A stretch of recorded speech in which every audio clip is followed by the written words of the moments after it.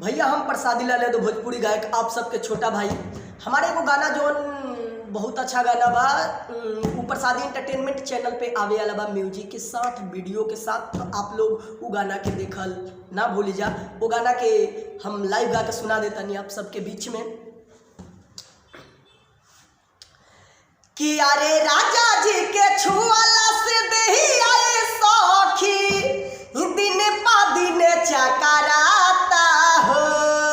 कि पिया जी के छुआला से देही आए सखी दिन पा दिन चकराता हो कि रतिया में ऐसन कइल गलतिया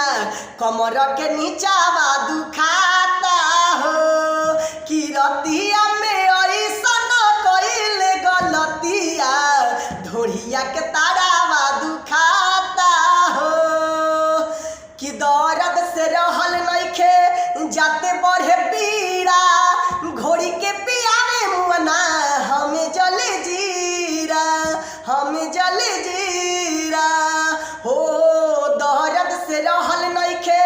जाते बढ़े पीड़ा घोड़ी के पियावे मुअना हमें जले जीरा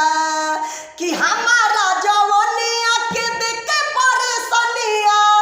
बैठी के सैया मुस्कुराता हो हमारा जवनिया के देख के परेशानिया बैठी के सैया मुस्कुराता हो कि रतिया में ऐसन कइल गलतिया कमर के तारावा दुखाता हो कि रतिया में ऐसन कइल गलतिया ढोढ़िया के तारावा दुखाता हो हंसिए मजाक में ऊ खेला कोई दिहल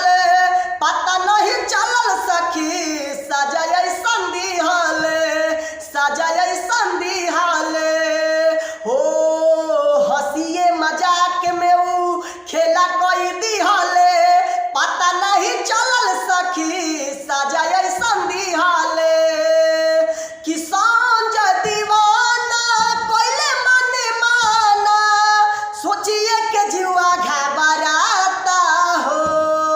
शिव मन मोही प्रसाद लाल यादव के चल नहीं तनी को सोहाता हो कि रतिया में ऐसन कइल गलतिया ढोढ़िया के तारावा दुखाता हो कि रतिया में ऐसन कइल गलतिया कमर के तारावा दुखाता हो। नमस्कार भैया, ये गाना बा जौन प्रसादी एंटरटेनमेंट चैनल पे कल आवेले बा ऑडियो और वीडियो साथ। एक वीडियो काफ़ी झकास बा। तो आप लोग सब प्रसादी एंटरटेनमेंट चैनल पे जाके और ये गाना के देखी जा और साथ साथ ये भी चैनल के सब्सक्राइब कर दी। और प्रसादी एंटरटेनमेंट चैनल पे काफ़ी अच्छा सॉन्ग होता रहे हमारा, तो वो गाना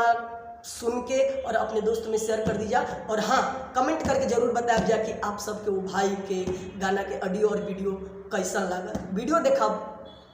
जन भूलब।